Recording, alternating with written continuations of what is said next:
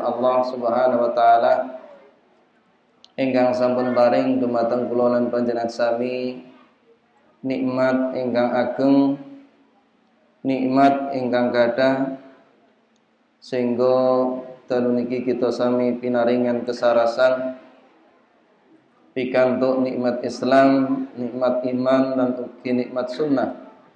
Estu menika nikmat ageng boten waleh-waleh menapa anggen kula mimutaken supados dipun jagi, dipun syukuri kanthi mekaten mugi-mugi kula lan panjenengan sami wangsul suwang-suwang wonten ngarsanipun Allah Subhanahu wa taala dalam keadaan husnul khotimah. Amin Allahumma amin. Dalu niki Bapak Ibu rahimana rahimakumullah, kita badhe lajengaken napa ingkang dipun tulis Syekh Shalih bin Fauzan Al-Fauzan nggih menika piyambakipun mensyarah kitab tauhid ingkang dipun tulis Syekh Muhammad bin Abdul Wahhab. Lan sakmenika kita dumugi bab nomor 3 sekawan teng pundi Syekh Muhammad bin Abdul Wahhab betaaken firman Allah Ta'ala, A'udzu billahi minasyaitonir rajim.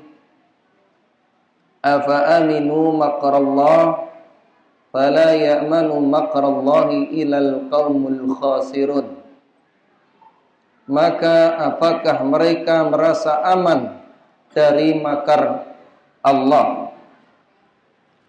Tidak ada yang merasa aman dari makar Allah kecuali orang-orang yang merugi. Pilih kesempurnaan ayat menika kita wiwiti saking wonten surat Al-A'raf surat nomor 7 ayat 6 dumugi 9. Walau anna ahlal qura amanu wattaqau lafatahna 'alaihim barakatin minas sama'i wal ardh walakin kadzdzabu fa akhadnahum bima kanu yaksibun. Lan menawa penduduk negeri kono mau iman lan takwa, mesti kita bakal limpahke keberkahan saka langit lan uga saka bumi.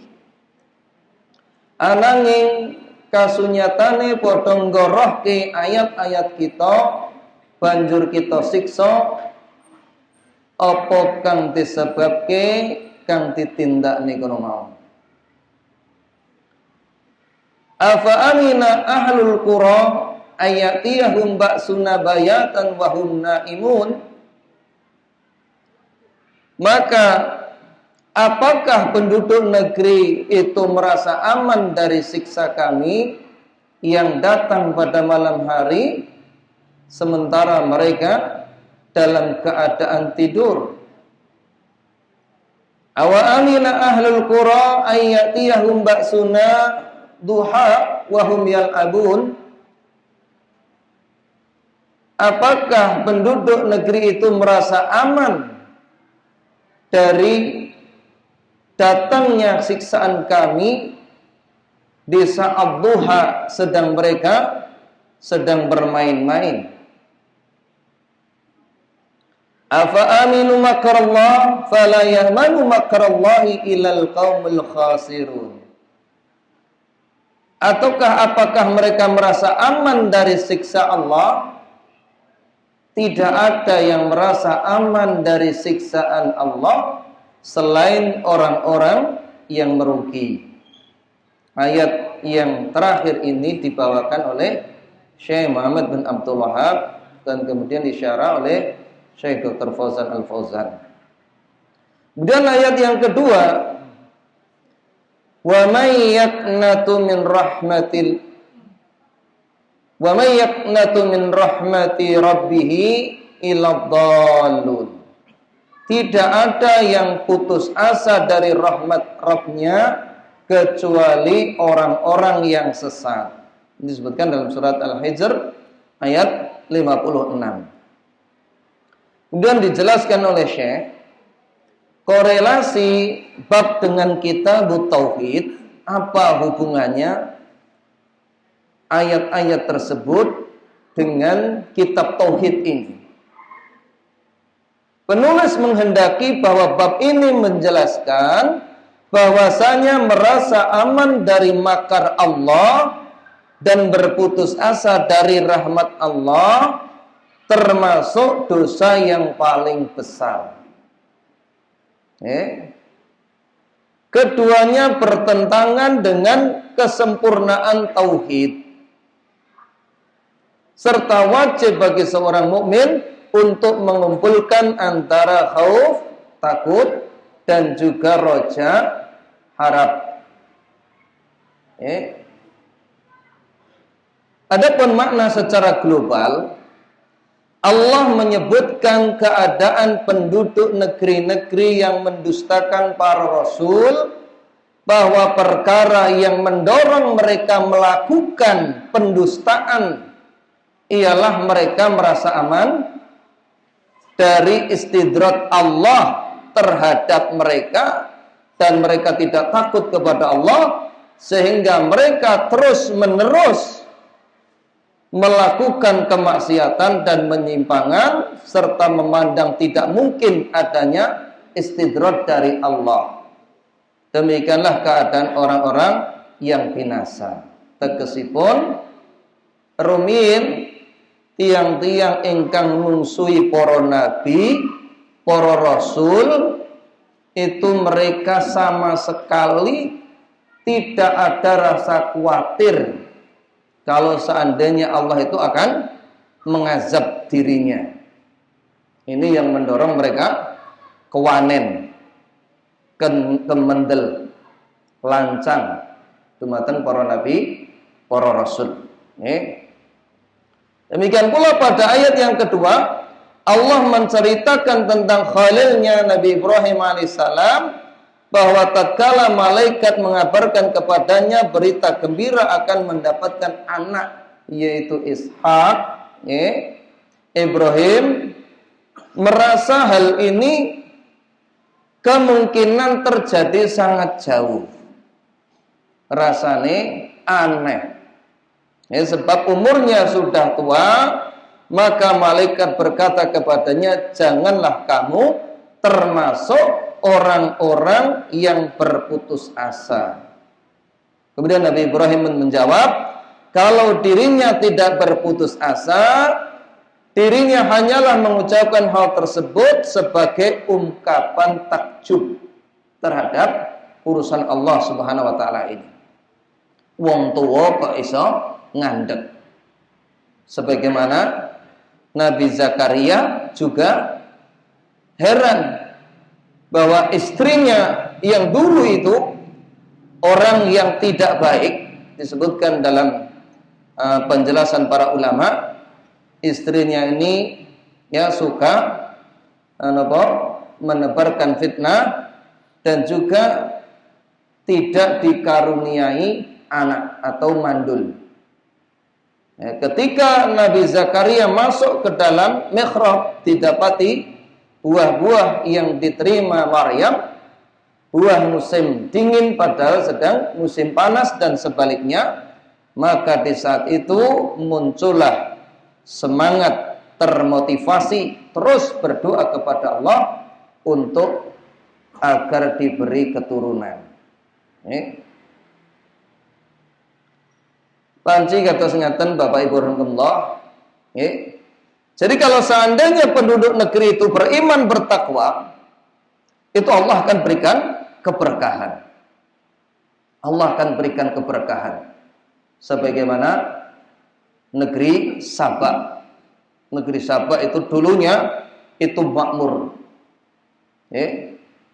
Sampai-sampai karena makmurnya ini, disebutkan dalam tafsir, seseorang masuk ke dalam kebun, piyambakipun namung nyunggi tenggok, medal saking kebun niki sampun kebak tanpa mutil buah kelawau. Saking makmur, subur nika. Namung kemawon amargi kahanane malih berubah. penduduk negeri tersebut jadi maksiat kepada Allah Subhanahu wa taala.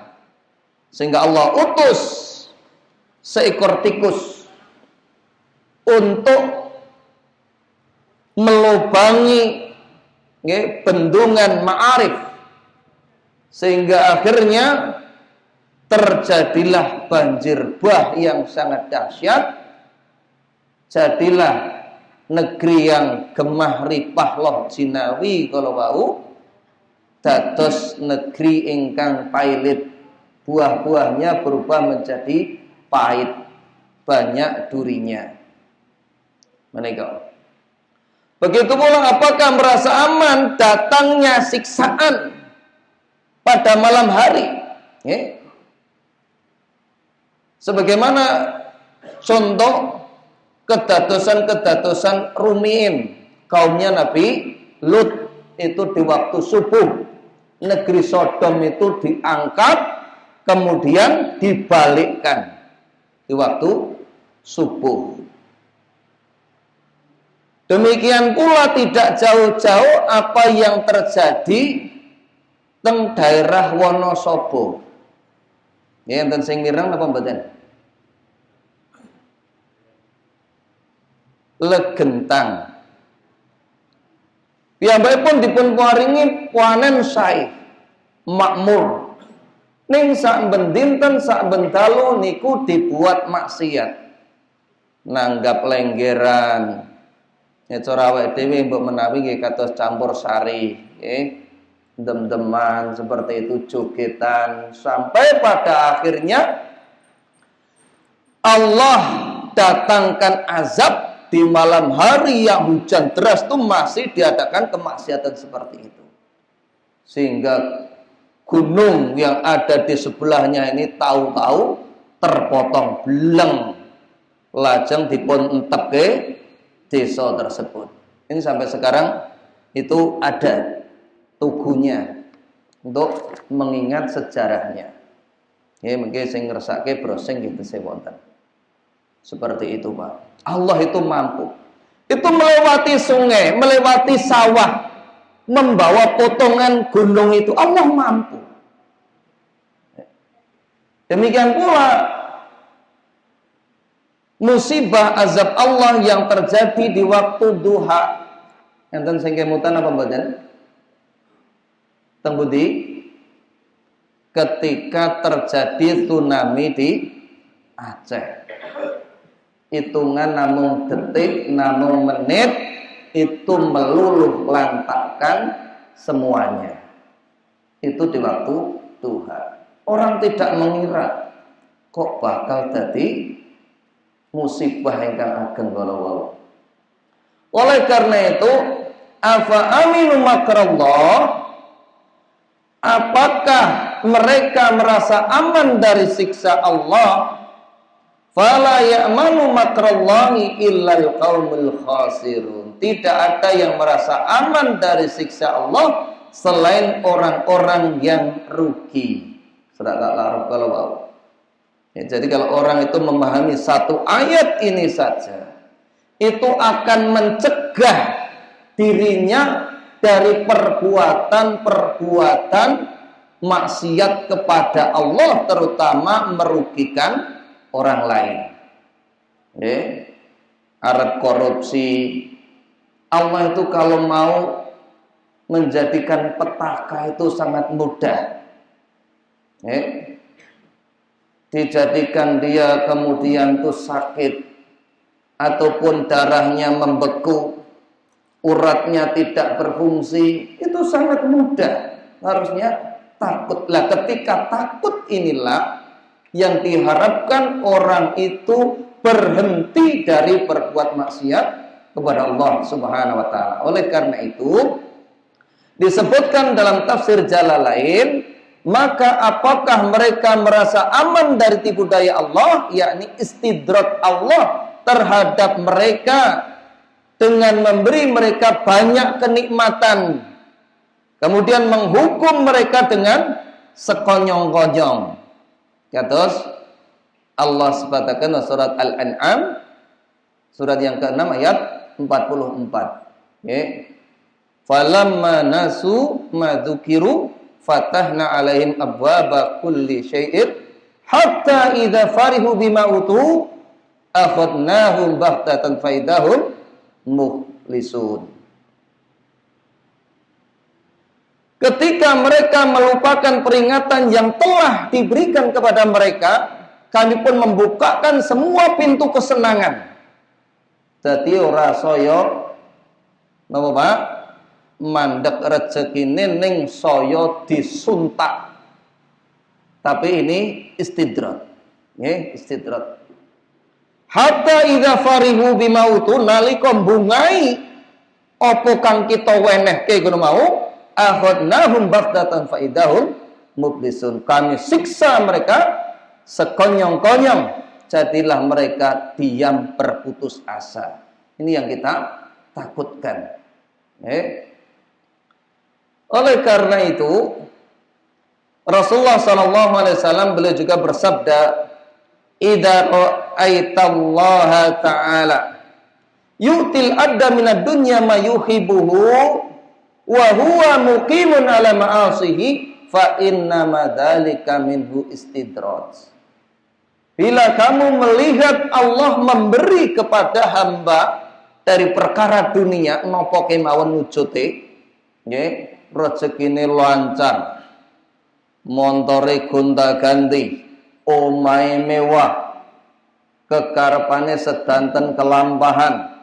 Nanging piyambakipun kala wau maksiat dumateng Allah, terus maksiat kepada Allah, ngendikanipun Rasulullah, fa inna madzalika minhu istidrat. Ngertenono sak temene kono mau istidrat, yaitu ditarik ke dalam kebinasaan secara pelan-pelan sehingga orang tersebut tidak sadar. Hadis ini disebutkan diriwayatkan oleh Imam Ahmad. Syekh Syu'aib Al-Arnud mengatakan bahwa hadis ini hadis yang hasan. Kemudian pada ayat yang kedua, wa may yaqnatu min rahmati rabbih illa dhalun, tidak ada orang yang berputus asa dari rahmat Rabbnya kecuali orang-orang yang sesat. Allah menceritakan tentang Khalilnya Ibrahim dahulu lama tidak punya anak. Kemudian diberikan kabar tersebut. Adapun faedah yang bisa diambil dari dua ayat ini, yang pertama ayat surah Al-A'raf kalau mau mengandung peringatan agar jangan merasa aman dari makar Allah. Karena hal tersebut termasuk dosa besar. Terus kita menika kedah ajrih, Pak. Ajrih menawi Allah kalau paring azab itu sangat mudah. Sangat mudah. Di mana seandainya Allah kehendaki itu lagi melampah teng dalan tol. Niku kinten-kinten umume alon apa banter? Banter. Banter gek nganggo banget itu. Terus gek moro-moro ucul bane siji. Pripun dadose? Saged ambyar. Itu sangat mudah sekali bagi Allah untuk menghentikan kita. Belum lagi yang lain. Belum lagi yang lain. Niku dereng tangun iki kula ke jalan rencang, Pak.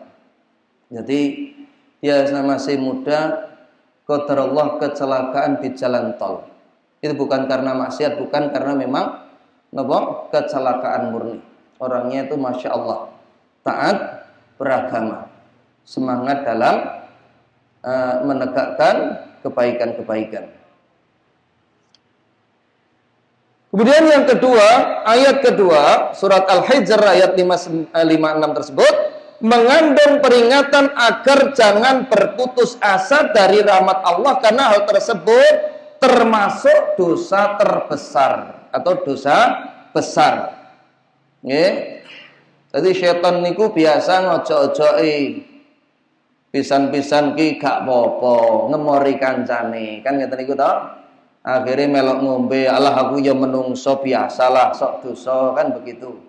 Akhirnya dia pun minum. Kalau sudah minum, apa yang bisikan setan? Oh, kowe wis maleh wonge, beda karo kancane. Wis nemen kowe iki. Akhirnya napa? Dangu, saya serung. Lah niku dipun damel putus asa, angel kowe iki wis angel. Ora iki nek iso tobat, seperti itu. Jadi ditanamkan rasa putus asa. Itu. Sehingga berat untuk bertobat. Kemudian yang ketiga, dua ayat tersebut mengandung kewajiban bagi seorang mukmin untuk menggabungkan antara khauf, rasa takut kepada Allah, dan juga roja, pengharapan. Jangan sampai roja mendominasi darinya sehingga merasa aman dari makar Allah, dan jangan sampai khauf mendominasi dirinya sehingga putus asa dari rahmat Allah. Ini kudu seimbang dalam kita beribadah. Kita khauf, takut kepada Allah, tapi bukan menjadikan kita putus asa.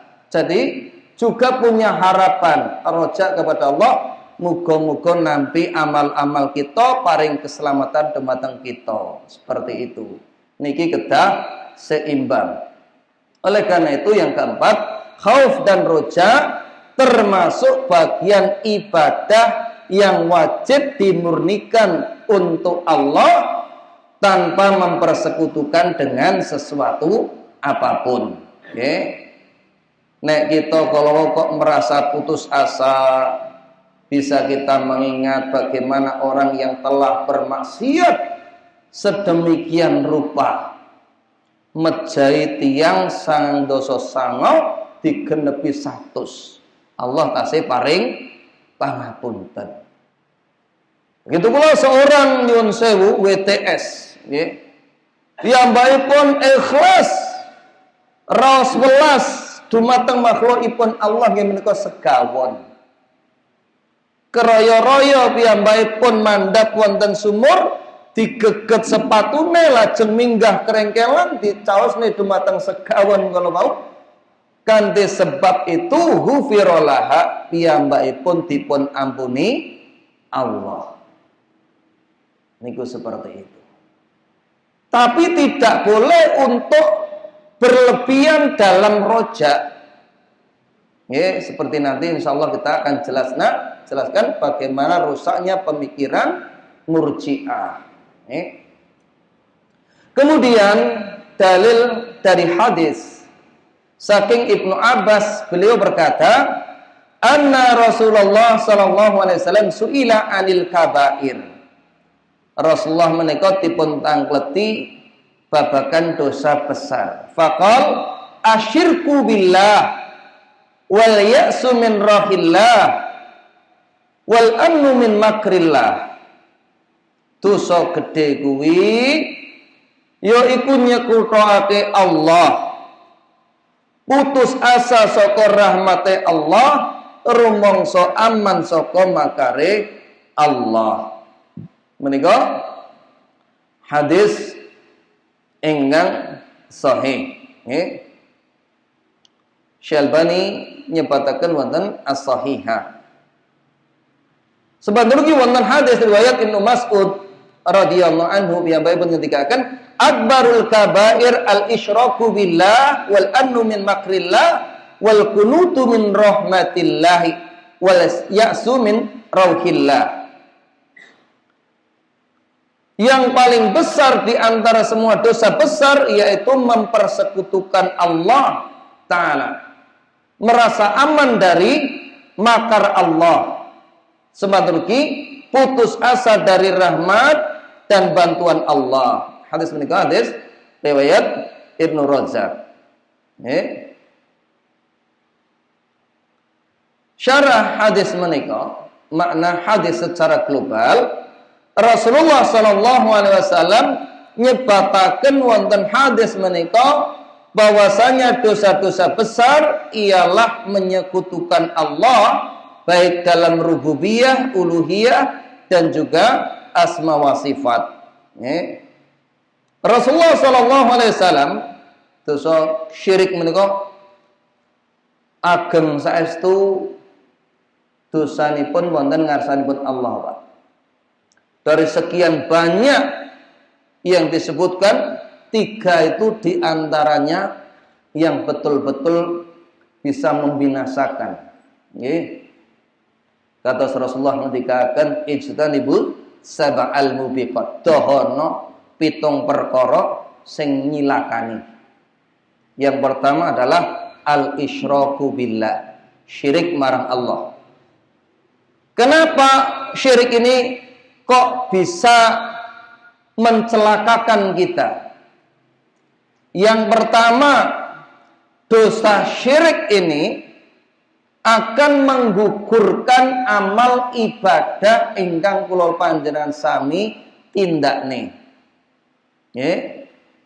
Saugi haji, umroh, sedekah, poso, salat, zakat lan sanesipun, tetapi saben-saben wekdal piyambakipun dugeni panggenan-panggenan ingkang dipun anggep saged ndugiaken berkah sanesipun napa ingkang dipun sebataken nas, tiyang kala wau nggugurke amal-amalipun piyambak. Walau asyraku la habita anhum makanu ya'malun. Menawa wong kono mau nyekutake marang Allah, temen bakal gogok gugur amal-amal sing wis ditindakne. Niku sepindah, Pak.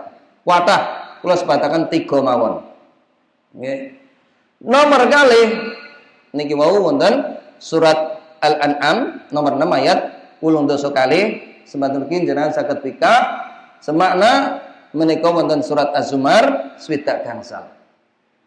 Nomor kalih nggih menika tiyang kala wau boten dipun ampuni Allah Subhanahu wa taala. Innallaha la yaghfiru ayyusyraka bihi wa yaghfiru ma duna dzalik liman yasha. Allah tidak akan mengampuni dosa syirik, tapi masih mengampuni dosa selain syirik bagi yang Allah kehendaki. Ini wonten surat An-Nisa 48 dan juga 116. Yang ketiga, menjadikan kekal selamanya di neraka. Disebutkan Allah surah Al-Bayyinah 98 ayat yang ke-6. Innal ladzina kafaru min ahlil kitabi wal musyrikina fi nari jahannam khalidina fiha. Ulaika hum syarrul bariyah. Sesungguhnya orang-orang kafir dari kalangan ahlul kitab dan juga orang-orang musyrik, mereka akan masuk ke dalam neraka jahanam kekal selama-lamanya. Mereka itulah seburuk-buruknya makhluk. Mula nek jenengan kalau mau gadah rencang nggih napa melesih sederek mara sepah menika dipun emutaken bahayanipun kesyirikan kala wau. Nggih menika memutuskan harapan dari Allah ketika orang tersebut melakukan perbuatan-perbuatan kesyirikan dan juga merasa aman dari istidraj Allah kepada hamba dengan memberikan kenikmatan sampai mengazabnya dengan tiba-tiba. Itu bahayanya kalau Allah paring istidraj.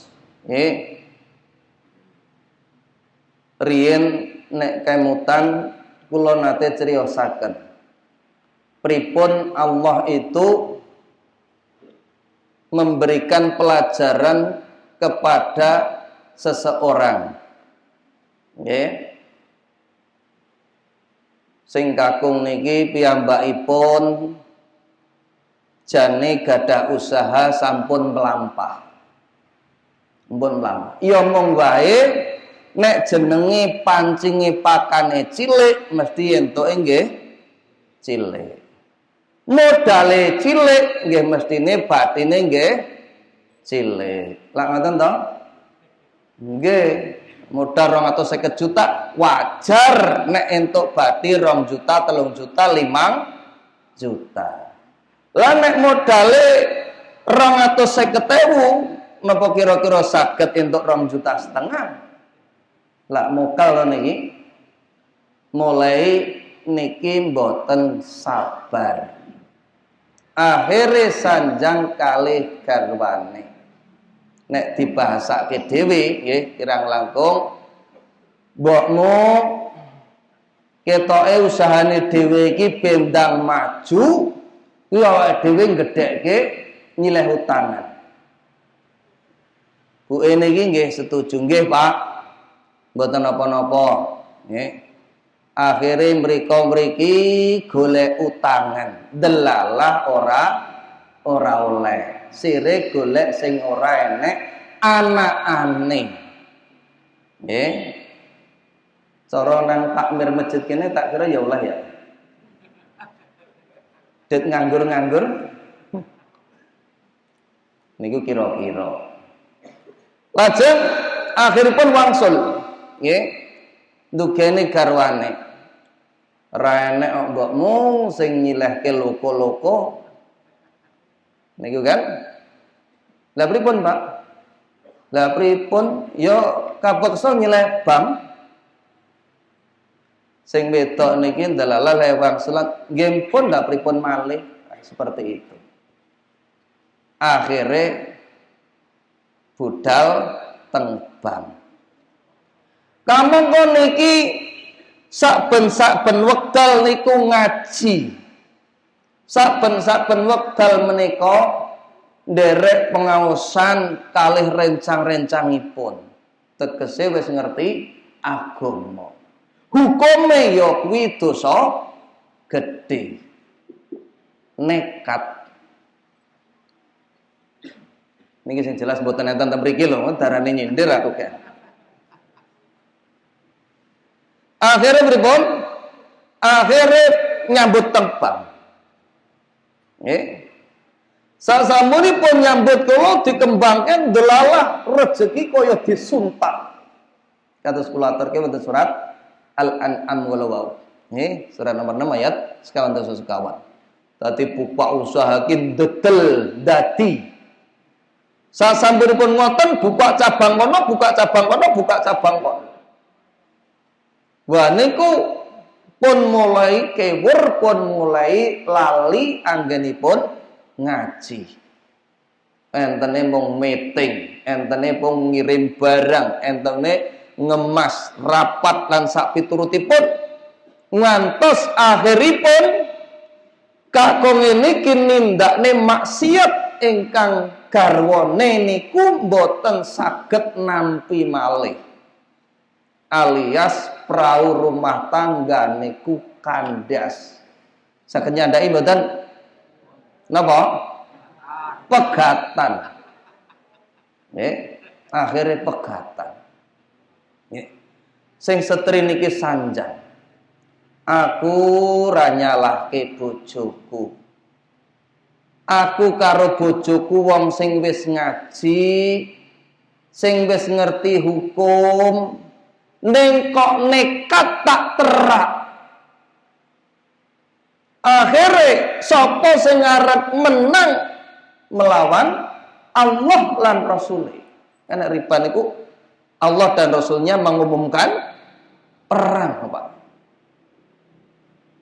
Sehingga nalika terjadi musibah besar itu jadilah mereka diam, tidak bisa nopo-nopo malih. Ngeten niku Bapak Ibu rahimahullah. Itu contoh.